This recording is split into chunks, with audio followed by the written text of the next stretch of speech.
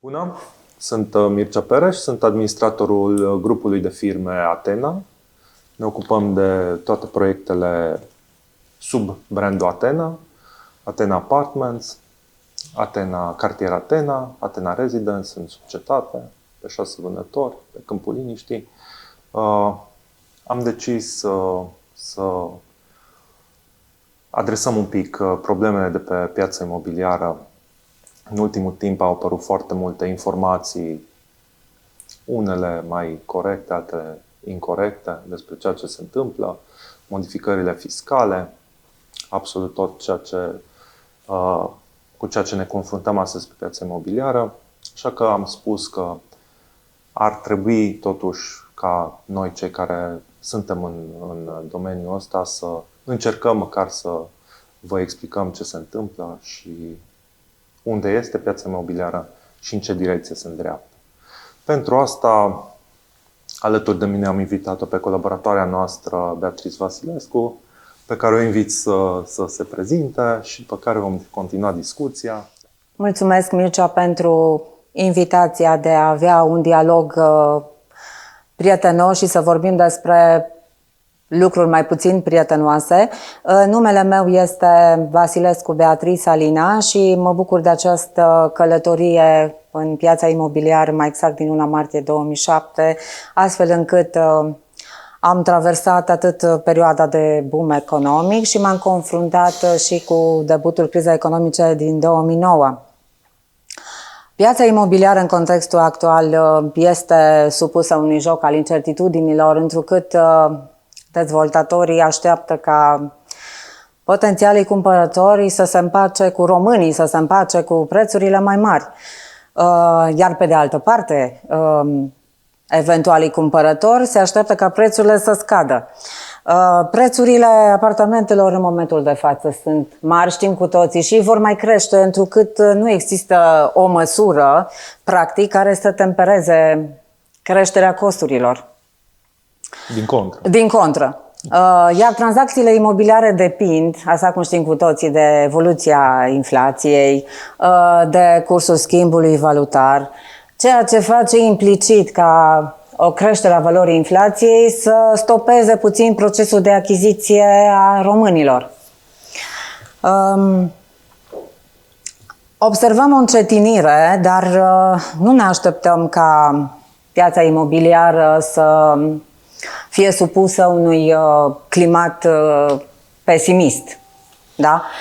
Având în vedere că sunt aceste 3 propuneri legislative cu aplicabilitate din 2024 și care în mod cert au un impact atât în piața imobiliară cât și a construcțiilor.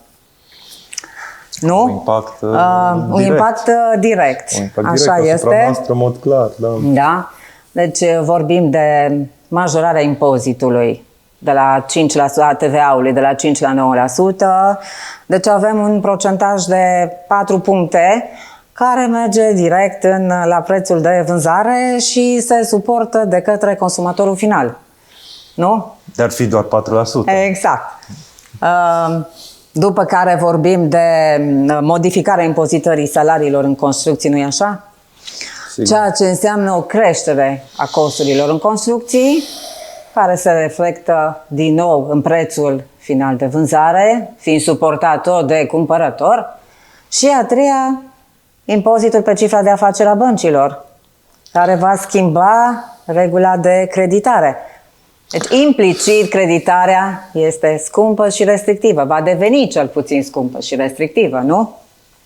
Beatrice, da, nu știu cum ai simțit tu perioada asta și cum resimți sau cum crezi tu că modificările fiscale vor afecta apetitul arădenilor, că vorbim de arădeni, exact, vorbim de arădeni, și corect. A românilor în general. În general, da. Apetitul lor pentru imobiliare, nu știu cum crezi că va afecta, dar dacă o să facem imediat un calcul și să vedem despre ce e vorba, de fapt majorarea este undeva, eu așa o aproximez, undeva la 30.000 de euro pe unitate, adică pe casă. Acolo se va ajunge de la 1 ianuarie 2024. Exact. Sigur. Pentru că măsura asta de TVA cu 4% mărit. Este o chestie ascunsă, nu va exista decât e la apartamentele. artificială din punctul meu de vedere, o creștere artificială a prețurilor. Este de fapt o majorare de la 5% TVA-ului la 19%, nu la 9, la 19%, pentru că un imobil pe care o familie de tineri care sunt la început de drum vrea să-l achiziționeze, Da. are o valoare deja care este la limită de sus a pragului de aplicare a TVA-ului de 5% pe vechea lege, respectiv 9% pe noua lege. E foarte simplu, putem face calcule foarte simple pe partea de costuri. De aceea spun, eu nu cred că, începând de anul viitor, nu cred că cineva, o familie de tineri își va mai permite să-și cumpere o casă, cel puțin nu în Arad. Dacă ne raportăm la prețuri, că spuneai despre jocul între dezvoltatori și exact, și cumpărători.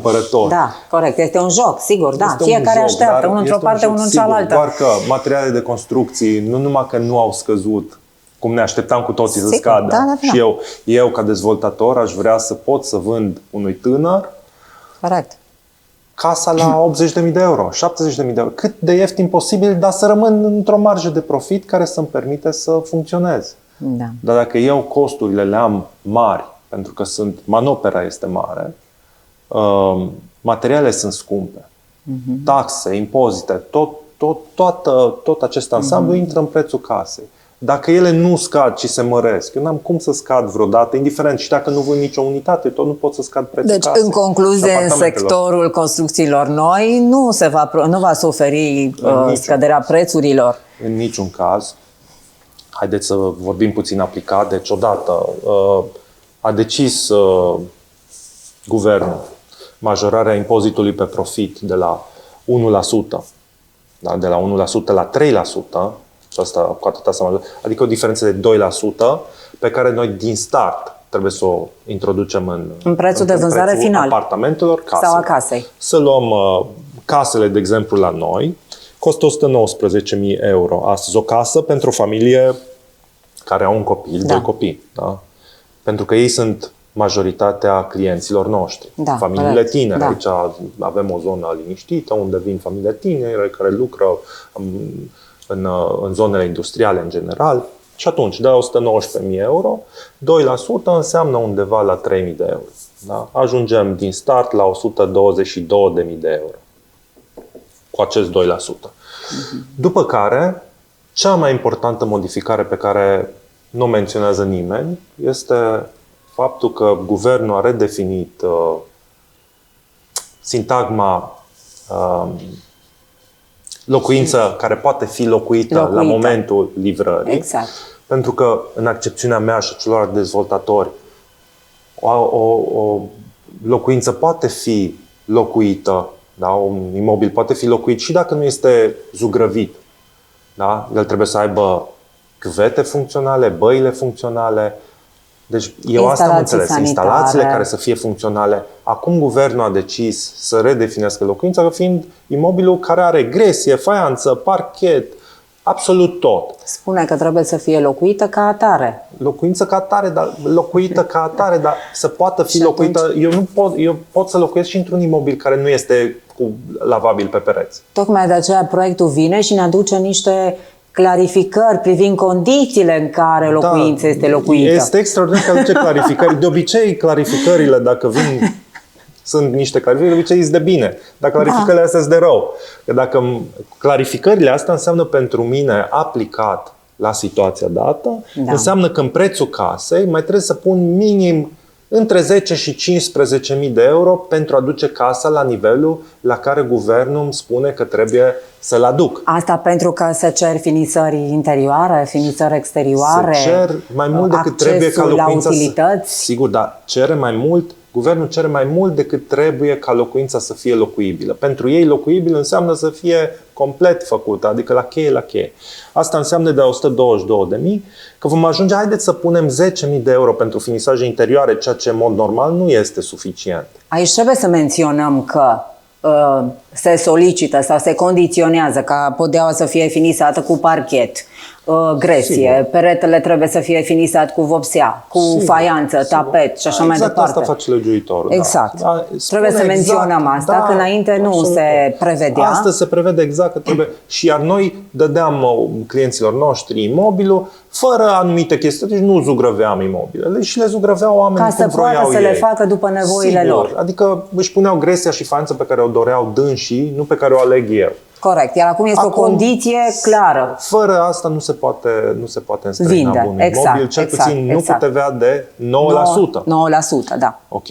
Dacă am ajuns la 132.000 de euro cu imobilul, nu mai e simplu. 132.000 este doar până acum, adică am pus doar impozitul, diferența de impozit pe profit, care e de la 1% la 3% și am pus doar stadiul de finisare la care trebuie să-l duc conform noilor modificări. Fără Dar mai costul avem. materialelor, Sigur. fără costul. Dar discutând de modificările legislative, guvernul a venit și a mai introdus o taxă. A umblat la impozitarea salariilor Corect. din domeniul construcțiilor. Da. Adică a mai adăugat Un cost. 10%, exact, suplimentar. la impozitarea pe salariile în domeniul construcției. Această impozitare o plătesc tot Cine o dezvoltatorii. plătește? Tot noi o plătim, bineînțeles.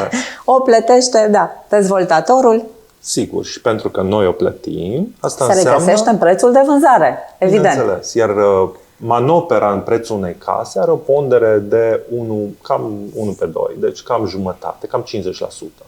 Cam asta e prețul manoperei. Poate o idee mai puțin. Asta înseamnă că în prețul final al casei e undeva la 5% din acest cost. Asta înseamnă, în mod aplicat la noi, iar undeva în jur de 5.000 de euro în plus la o casă. Asta înseamnă 137, am ajuns deja cu casă la 137.000 de euro. Fără TVA-ul de 9%. Fără TVA-ul respectiv. Adică suntem în prețul depășiți. ăsta, suntem doar cu TVA-ul de 5%. Dacă luăm acest preț și nu mai punem alte majorări, da? Deci fără să mai punem alte majorări, 137.000 de euro în lei sunt undeva la 800.000 de lei. Ceva Depășim pragul de 600.000 de lei. Exact. Există un prag de 600.000 de lei, Da.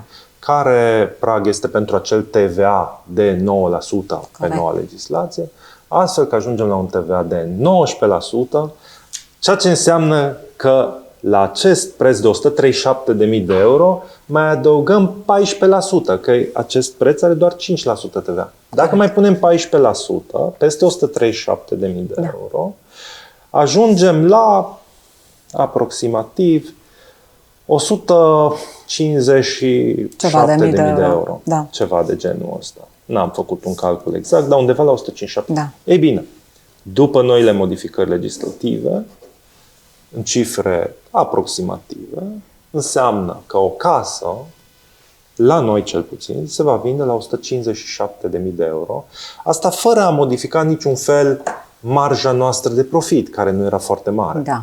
Dar nu se modifică marja. Deci, practic, statul a mai adăugat în sarcina tinerilor care vor să-și ia o casă un cost suplimentar de 37.000 de euro. Asta la un calcul succint acum pe care l-am făcut. Simplu. Dar trebuie să nu știu, în condițiile astea, cine Mai își va bine mai de permite știut să-și că avem cumpere? o portiță. O portiță care îi protejează puțin pe români. Da? Trebuie să spunem și asta. Portița, Nu? mult spus, este o Pentru a fereastră de beneficia, oportunitate. exact, pentru a beneficia de acești 5%. Și sunt două condiții cumulative care trebuie îndeplinite. Practica ne arată că numeroase proprietăți, și știm amândoi, se vând cu un avans, da? Concretizat într-un antecontract sau promisiune înainte de finalizarea construcției. Da. Iar ulterior, Legislația- cumpărătorul achită integral prețul. Deci legislația a prevăzut că nu se aplică, toate modificările acestea legislative nu se aplică pentru precontractele, adică promisiunile de vânzare semnate înainte de data de 1 ianuarie 2024. Da, corect, da. Asta înseamnă sunt că- două condiții cumulative care trebuie îndeplinite. sigur, Deci sigur. ori ai plătit, ori plătești avansul în perioada 1 ianuarie 2023, 31 decembrie 2023, da? Ca să Sigur. beneficiezi de achiziția unei locuințe eligibile cu cotă redusă sau și condiția următoare să plătești integral suma perioada 1 ianuarie 2024, 31 decembrie 2024. Sigur. Astea sunt condiții care urmăritorii trebuie să le cunoască și să le știe pentru a beneficia de cota redusă. Sigur. Deci din punctul meu de vedere a aștepta acum ceva scăderi de prețuri este nerealist. Nu, în segmentul construcțiilor noi nu există. Beatrice, eu am auzit acum în toate discuțiile cu, cred că 90% scenariile sunt multiple. Toți așteaptă să cadă prețurile. Da, în toată și lumea, tot le-am povestit, dar n-au cum să cadă, mai ales cu modificările legislative, nu numai că nu cad, dar cresc, am văzut aici, aproape 30%. Adică dezvoltatorul va fi obligat să facă niște compromisuri. Da? Ori materialele sunt mai puțin calitative sau scad dimensiunile unităților locative. Nu mai sunt de 120 de metri pătrați cât legea specifică și vor fi mai mici. Se poate și asta, bineînțeles. La calitate nu știu dacă o să umble cineva. Cu siguranță nu, dar... La suprafețe, da, numai că dacă ne gândim la suprafețe și așa, am văzut statistica, România e pe ultimele locuri cu privire la suprafața locativă care revine fiecărui membru al familiei. Sigur, deci noi nu cred că soluția va fi... Bine, soluția fiscală este să fie suprafețele mai mici, că atunci te încadrezi în prag și atunci ai o mărire a prețului de doar odată 4% că e TVA de 9% plus impozitul dacă respectăm profit. Condițiile. Dacă respectăm condițiile, dar oricum asta e valabil pentru apartamentele, cred că maxim cu 2 camere. Corect, da. Iar și la casele cred că undeva până în 80 de metri, mai mult nu poți să faci la prețul ăsta. Și atunci tot ceea ce, ca să poți să cumperi o casă cu un TVA de 9%, adică să ai o creștere de doar 6 plus 5 de 11%, pentru că va fi odată creșterea de 4% la TVA de la 5 la 9%. Impozitul pe profit de la 1 la 3% e 2%, deci avem odată 4% la TVA, 2% la impozitul pe profit. Suntem la 6%, plus încă 5% pentru impozitele la salariile în construcții. În construcții, corect. Da? De 6 cu 5 avem o creștere de 11%, care este minimul care se aplică la unitățile locative mici. Da. Dar, așa cum am spus amândoi acum în discuția asta, nu cred că românii își doresc unități locative de micuțe. Da, de cel dimensiuni puțin mici. Familii care sunt la început de drum, în niciun caz n-au cum să special cele cu 2-3 copii care caută suprafețe mari. Sigur, deci trebuie de la 100 de metri în sus. Ori acele construcții nu pot fi în mod real realizate la bani. Vor fi purtătoare de TVA-ul de 19% cu siguranță. 100%. Deci oricum privim lucrurile... Impactul este major. Da, și nu știu... Din păcate ne afectează pe toți, în mare măsură. Pe mine, ca dezvoltator, e clar că mă impactează în mod deosebit, dar, așa cum știi că noi funcționăm deja de 6 ani de zile și am mers ok și vom merge și mai departe. Ați mers constant. Exact. Și ne-am dezvoltat și a fost în regulă. Nu știu ce o să se întâmple nu știu care sunt așteptările cumpărătorilor acum, în contextul ăsta. Domeniul sau domeniul imobiliar, indiferent ce se întâmple sau ce se va întâmpla, reprezintă unul dintre cele mai sigure investiții. Asta nu putem să... Asta e cert. Bun, asta e clar că dacă ai bani. Exact. Banii ăia, e clar că cea mai bună investiție este în domeniul imobiliar. Este în domeniul... Bine, dacă cea mai sigură. Sigur, dar poate că unii au investit prin monede virtuale și au rezolvat cu... Fiecare are propriile lui alegeri. Au câștigat foarte mult, da, au fost și Caritas unde mulți au câștigat și pe partea asta. Deci, într-adevăr, poate să existe, dar dacă cauți o investiție sigură, că vorbim de siguranță, acum unde e să nu-ți pierzi banii. Exact, este domeniul și rămâne domeniul imobiliar. Sigur, doar că nu știu cât înțeleg chestia asta.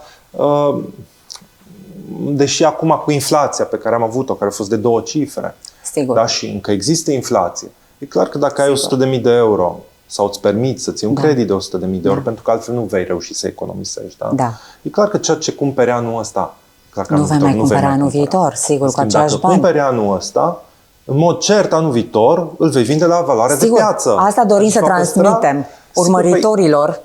Eu, încă o dată, eu aș vrea ca oamenii să înțeleagă că au aceste 2 luni, noiembrie, decembrie, până 1 ianuarie 2024 în care mai pot să-și rezerve sau să-și achiziționeze imobile. Deci eu consider că măsurile astea legislative îi pot determina pe români să se decidă rapid și să semneze un antecontract până la finele anului 2023.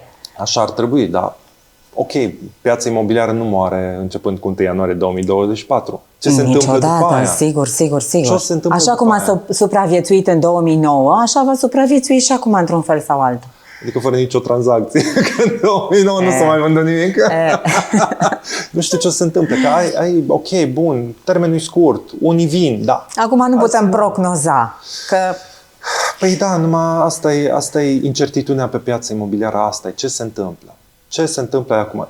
Eu am vrut în discuția asta să lămurim un pic ce se întâmplă. Să clarificăm un pic ce se întâmplă, da, unde mergem, încotro merge piața imobiliară. Pentru că văd pe rețele sociale, sunt o grămadă de discuții. Da, și apar guru de tot felul care explică ei cum o să cadă toate prețurile. Și o să murim toți, o să cumpărăm cu un salariu, o să cumpărăm o casă, mai un pic. Și eu tot am încercat să le explic că scenariul ăsta este imposibil. Astăzi, în 2023. 2008 nu se va mai repeta. Da. 2023 este altă piață și nu se va întâmpla. Atât timp cât eu văd creșteri, eu în birou am un tabel în Excel în care scriu în fiecare lună care e prețul polistirenului, care e prețul cărămidei și văd că a crescut. Da. Unde să nu coboară. N-are cum să coboare. Da, iar măsuri care să tempereze creșterile astea nu există? Nu sunt măsuri să mai ridicăm puțin prețul. Pentru că eu am înțeles motivația din spatele măsurilor. Se doresc să se realizeze venituri la bugetul de stat. Da. Iar la bugetul de stat, cum poți să faci? TVA-ul ăsta majorat de la 5 la 9, care de fapt e de la 5 la 19, pentru că în mod aplicat foarte puține imobile se vor vinde cu TVA de 9. Majoritatea vor sări la TVA-ul de 19%. De 19%, adică corect. 14% dintr-o casă de 130.000 de euro. Păi aia înseamnă 16-17.000 de euro. 17.000 de euro pe fiecare unitate, în fiecare oraș din țara asta, care se duc la bugetul de stat. Pentru că motorul economiei naționale e clar, construcțiile, imobiliarele. Se bazează sigur, pe sectorul asta e un venit imobiliar. imens, dar iar pe spatele cui? Pe spatele oamenilor, a cumpărătorilor. Iar sectorul bancar depinde de sectorul imobiliar și uite așa. Sigur, este un cerc. Este un cerc. Acum suntem în al 12-lea ceas. Da. Deci nu știu. În care poate îndemnăm sau reușim să îndemnăm urmăritorii să facă pasul. Eu le-aș recomanda să o contactați pe Beatrice, dacă vreți să achiziționați acum în momentul în mod cert, începând de anul viitor, șansele să achiziționați vreun imobil se reduc. Se reduc semnificativ. Sigur, pentru că va crește prețul și nu știu cine își va mai permite să plătească 150-160.000 de euro pentru un imobil. Da? Pentru că nimeni, adică cel puțin în România, 160.000 de euro nu sunt bani pe care îi ai acasă sub saltea.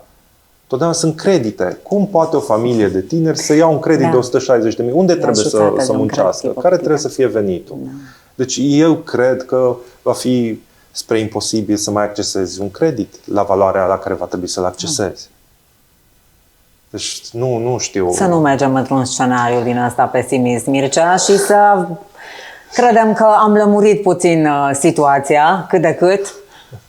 Nu știu ce să spun. Nu, este un scenariu realist. Eu nu sunt pesimist, dar văd ce se întâmplă. Adică am pus cifrele, am calculat, ai văzut că am calculat efectiv pe fiecare măsură pe care guvernul a luat-o. Efectiv este un salt de undeva la 30% per total.